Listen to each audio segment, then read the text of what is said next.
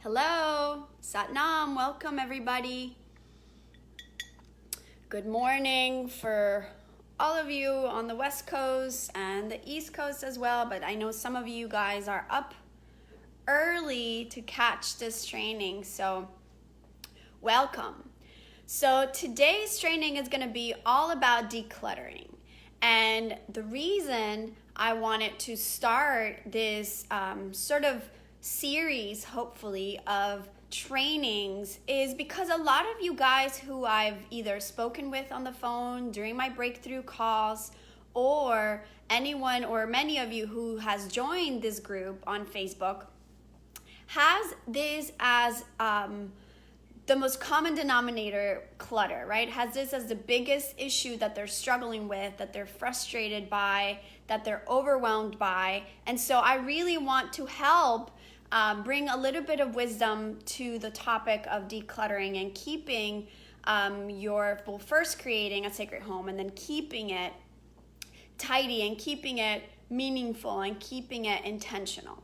So the first thing I want to remind you about clutter is that I've talked about this before, is that we always have to know the difference between a real life that you're living when you have children or pets or work from home or whatever versus clutter, right? I want to make sure that everybody has a distinction on what it means to have clutter that keeps you stuck, that is just can't walk anywhere, can't open up a door, can't feel good in a space, versus a messy home where there's toys and dishes to clean and things to take care of as far as your day-to-day. So making that distinction is important for a lot of my clients, and it really creates a sort of relaxation about, okay, I don't have to expect my home to be perfect all the time. So that's just sort of like a quick identifying what that difference is, right? And then what I want to share with you today is more than the understanding of what clutter is on an energetic level and all that good stuff, which you can catch more of in one of my previous videos and trainings. And if you're a part of the Sacred Interiors Academy, you definitely already know all the depth of what clutter really does to our emotions and all that stuff.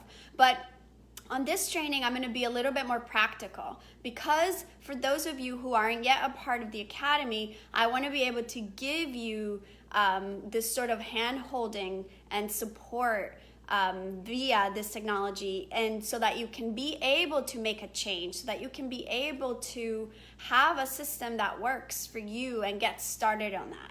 Of course, if you are interested in joining the Academy, where we dive deeper into all the how, the whys, and way beyond only clutter to create a sacred home, then you're welcome to check out the website, the masterclass, and breakthrough sessions. Book a breakthrough session. So I have some notes here just to make sure that I don't forget anything.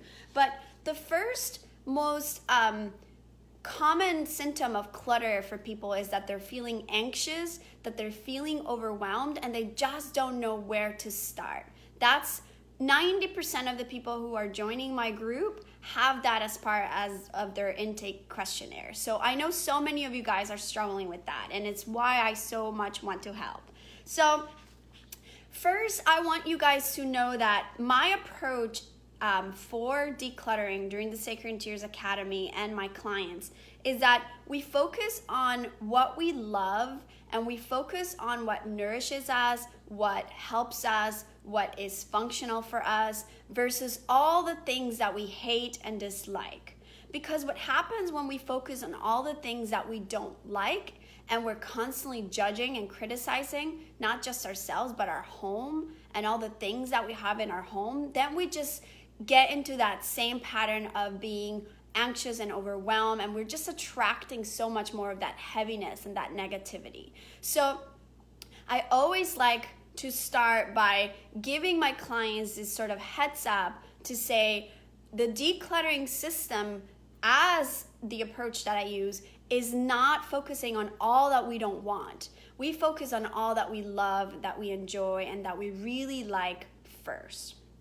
So I'm going to guide you through some tips and some tangible sort of techniques for you to be able to do this. The first thing that we do is enter a space of decluttering the mind. So whether you have a spiritual practice or a meditation practice set by now or not, it's never a bad time to start. As a matter of fact, it's always a great time to start. And if that's not a part of your practice right now, I encourage you to go through some of my previous videos where I share some very simple meditations that anyone can do. Real quick, what is the reason for that? The reason for that is that when we tackle anything that we have to take action into, right? Anything that we have to do, it's important that we come into it with clarity. It's important that we stay focused in knowing what we're doing and why we are doing it. Decluttering is something that happens over and over and over and over for a lot of people, and like they start and it never sort of ends, which I'll get into more of that a little bit later. But the reason that happens is that we are starting the decluttering process in this neurotic way when we're just fed up and just can't take it anymore, which a lot of times is a good place to start. But when we do it in that sort of neurotic way, we're just building more of that energy of anxiety, and just sort of that stressful anxiety and stressful feelings, right? So it's important that we quiet the mind first and foremost and have a plan of what we're doing, and especially why we are doing it, okay? So when we connect with why am I taking care of my room or my home in this way, that becomes the motive to sustain our home in that same space. That is the space that brings a reverence to taking care of our home. I know that I want to declutter my room because I want to make sure I get a restful sleep after work. I want to be able to relax. I want to be able to have a safe sanctuary to come into, okay? So the why is not because, I got to teach my children to do this. It doesn't come from this scarce mentality. It has to come from this space of recognizing yourself as an abundant being, and creating a physical space that feels good allows you to feel good inside as well. So they both go hand in hand. So the first thing when you're going to start decluttering your home is to take a moment to quiet your mind first. However you might do that, if you already have a practice. If you don't, again, I encourage you to watch my videos on my Facebook group so that you can just get a glimpse of what a short meditation is, a 3-minute meditation. It doesn't have to be long, but the breath allows you to just settle in and be ready for action, be a lot more clear, be a lot more focused. So that's the first step, is quiet your mind. The next step is quiet your room. I know there's a lot of different techniques out there for decluttering, and a lot of them work. I don't have anything against many of them. However, what I have found is that when people tackle their entire home at once, I've done it and it's great. I love doing it because I'm ready for it, and a lot of people can be too. But a lot of people feel extremely overwhelmed by it, and when you don't have the proper mentorship to do it by yourself, then you're just going to be stuck again. So set yourself up for winning and just go ahead and start with a room. During our course, during the Sacred Interiors Academy, we deal with each room based on what energy area of their life that room applies to. In other words, each part of your home relates to specific areas of prosperity or health or family, career, different areas that live within your home. But we're not going to go into that here yet. We're going to go into understanding that we're going to tackle one room at a time so that we can go in a more steady pace, so that we can go in a more focused way and not be overwhelmed by taking care of everything at once. How do we quiet the room after we have quieted the mind? We're going to quiet the room by taking everything out of the room. What does that mean? That means you're going to have more clutter in another area of your home for a few days, and that's okay because there's a purpose to it. There's an intention to it. There's a structure you're following. So we're gonna quiet the room, taking everything out, and I mean everything. You're going to only leave the big pieces of furniture that you know for sure are staying there, that you love, that you use, and that you are committed to keeping in that room. Everything else comes out. Your rugs, your artwork, your clothing, your books, your shoes, your curtains, your rugs. Did I say rugs already? Everything comes out. And we're not going to sort through anything at this moment. You don't have to connect with each thing and find out if you're keeping it or not. None of that is happening right now. First, we're going to experience what it's like to have a quiet mind and a quiet space.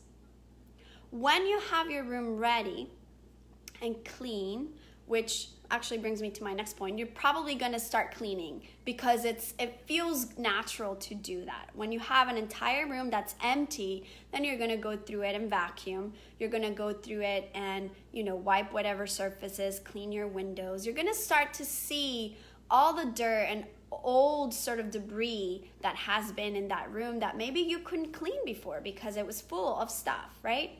So that's kind of a fun, I think it's fun, project that doesn't have to involve you thinking or overthinking anything. There's no design or decorating things that you need to worry about at this point. You're simply taking everything out and cleaning the room out so that you can experience its spaciousness. When you're done doing that, I recommend for my clients to just be in that space for a day or two, maybe a couple more days, and just let yourself experience what it's like to have that quiet room. It's a really, really interesting thing because a lot of my clients have shared with me that when they've done that, for some reason, their kids now feel more interested in the room. They want to spend more time playing there. They spent time together as a family in the room, just hanging out, relaxing, reading. So it's very tangible, the energy shift that happens when you get everything out. And then once we clean the room and we start with, and we are finished with that process, then we're going to start bringing things in. And we're going to start bringing things in a specific order. We bring things in by bringing in the largest pieces first. Bringing in the largest pieces of furniture, the largest pieces of storage, cabinetry that you might need. And we do that keeping in mind, do you need it? Do you use it? Do you love it? Okay? And once you've brought all that stuff in, the big items, then you can start going through your items and finding a home for them within that room. So the first thing that we need to do is decide where everything is going, right? And you could just start with one area. So my clothes are gonna go on this armoire right here, right? Because now it's empty and clean, and now you have some room to think about what you could possibly do. So you'll start bringing your items in, but you're gonna start your items by, you're gonna bring your items in by connecting with what you love first. Again, we don't have to worry about all the things we need to get rid of yet. You're just gonna start by loving all the things you want, right? So I love this purse, I love these shoes, I love this clothing, I love this pillow. Things that you love are the things that come in, okay? And they come in that order, large items first, and then the smaller items. Once your room looks in the way that you want, in the way that you like, in a way that feels comfortable, then you're going to have this deeper appreciation for beauty, this deeper appreciation for reverence, this deeper appreciation for having a room that feels intentional, where your needs are met in terms of how you spend your time. And when your eyes and all your senses, are sort of fulfilled with how it smells in there, how it feels because it's clean, when you're doing all these cleansing, like quieting the room and then bringing things in, is a great time to play some really nice high vibration music. It's a time to just really connect with the task of what you're doing. Again, not in a way that is neurotic and just sort of like grudging, or dreading doing the work, but in a way that you're getting ready to bring some love to your home. So play some mantras if you listen to mantras, or play some just nice music that makes you feel good. Tie your hair up, make yourself a cup of tea, or pour yourself a nice iced cup of water, and just enjoy the process. Really get into it. It's almost like therapy, I promise. So once you have that, what happens is you've now created a shift in your mind where you've gone from hating everything you don't like and hating and judging everything that you don't need to loving what you do need and want. From that space, then the letting go part comes, and that's the very end, which is a mistake a lot of people make. A lot of people start letting go of things before they can appreciate what they have. So the letting go process is a little bit more difficult for a lot of people. But what I want you to remember is the intention and that good feeling of having a room that already feels and looks good. That will be your motivation to keep going. That will keep you motivated and focused in letting go. How is the process of letting go? How does that work? And let me just go in here and see some of these comments real quick. Okay, awesome. Making sure that no one is having any questions. So when you're going through the process of letting go, you're going to sort things through piles, specific piles. There's going to be a pile of things that for sure you're keeping, but they didn't quite go in the room that you're setting up. They're things that you need, but there's a different place where they need to go. So keep a box where you can pour those containers or those things in, so that you don't start putting them away at that moment, because that'll get you distracted into doing something else. So sort your things that you're keeping but that go in another place in your home in one container, and you'll tackle that at a later time. Another category is things that for sure are going, things that you're donating. I know a lot of you guys are familiar with Marie Kondo's technique, and there's a lot of her technique that I love. There's other parts of it that just don't quite resonate with me as much. But one of the things that I do really like is just feeling sort of gratitude for the purpose that item brought to you. Now, I don't talk to my socks. That's not something I do, but if that's something you do, that's great. No judgment there. But just really do connect with, especially if it's something meaningful, to just honor those memories, or honor the energy of someone who gave you that. But it doesn't mean you need to keep it. It doesn't mean you need to hold on to it. Sometimes, and many times, it's just time to be grateful for it and let it go. So set those things up in a container, things that you're donating and letting go. And then there's another container of things that for sure are trash.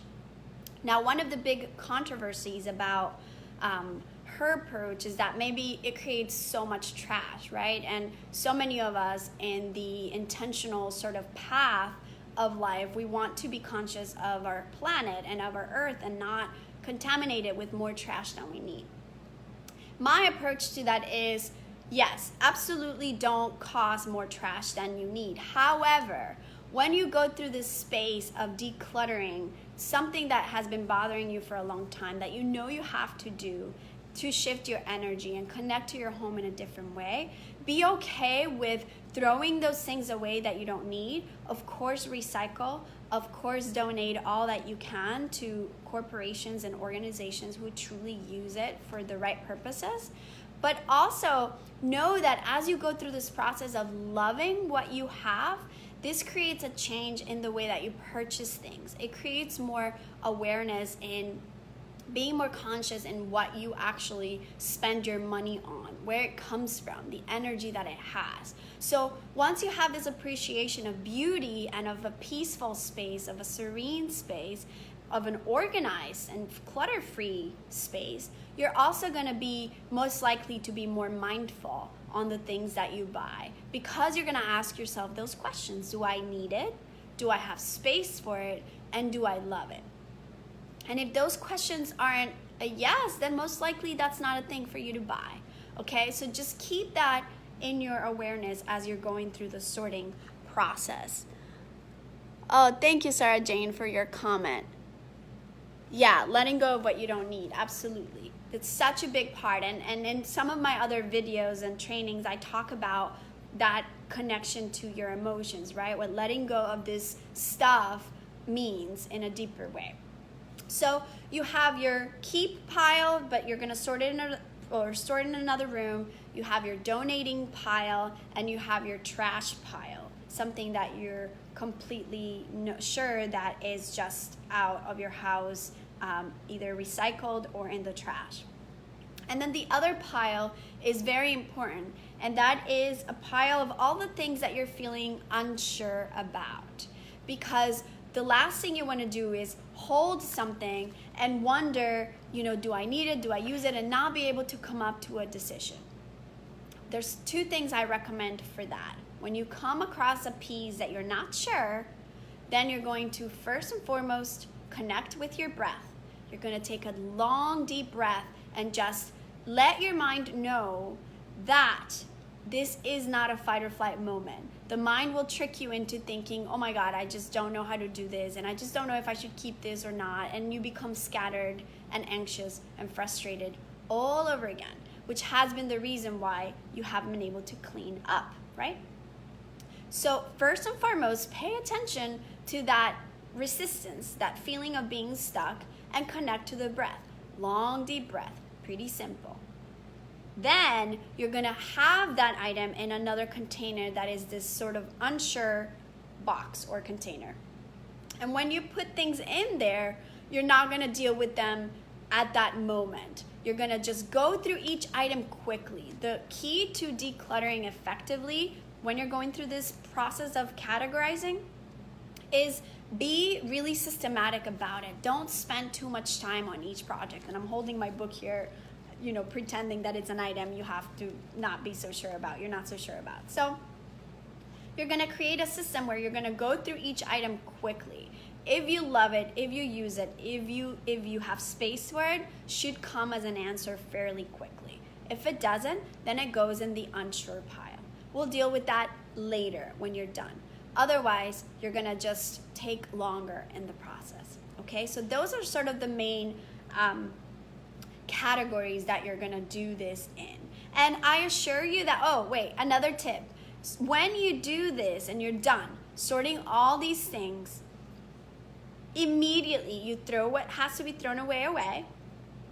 Immediately you're either going to set up any organization that picks things up for donations. You set that appointment up so that you have it booked in your calendar, or put it in your car right away. The worst thing you can do is leave those bags and containers laying around, because I assure you, either your husband or your sister or your children or anyone is gonna come through it and start picking things out again. Of course, you're gonna be respectful of your family. If they're items that don't belong to you, then of course you need to make sure you're asking. And that comes with also a little disclaimer that if you're a mom, and your children are not, teenagers or older than that, or even a little bit, like maybe 9, 10 years old, by then there's a bigger awareness in children about their own things, But if you're a mom, take charge of your home, because you are the leader of the home. A lot of times moms don't want to let go of their kids' toys because they're afraid that the kids are going to be upset. But the truth is, kids nowadays have way too much. And if you've seen the masterclass, my masterclass, you'll remember that I talk a lot about how much anxiety all this clutter brings children especially, and how much it robs them of their imagination and of their creativity. So take charge and just commit to having less things. It serves you better, it serves your children better, so don't be afraid that they might get upset about some things not being where they used to be. If you're not 100% sure, then it's okay for you to store their toys away for some time and just kind of observe, do they miss them or do they not? And most of the time, in my experience, they do not. There's this fear about letting go of things that keeps us there, and we don't take action, and then what happens is, again, you're staying stuck in the same pattern. So if you're a mom, take charge of those things, again, being respectful. If you know it's something your child really loves, then of course be really respectful of that. But you really don't need 150 cars. You don't. There's only a small amount of things that your kids really need to be creative and to play. So that would be my sort of mom tip in there. So take those bags away, put them in your car, set up the donation pickup time, and then start going through those things that you are keeping but that need another home in your home, and just start placing them where they go. Make sure that when you take care of the one room you're doing, you finish the entire process, meaning at the very end, all those containers should be empty and everything should be either in the trash, in the recycling bin, in your car, or ready to be picked up, or put away where it actually belongs. And if you follow that system for every one of your rooms, then I would be very pleased to say that you will have a clutter-free home, and you will feel more empowered in getting rid of the things that don't serve you. Because what happens when you step into your home and you feel that space being a lot clearer and a lot more spacious is your inner conversation also starts changing.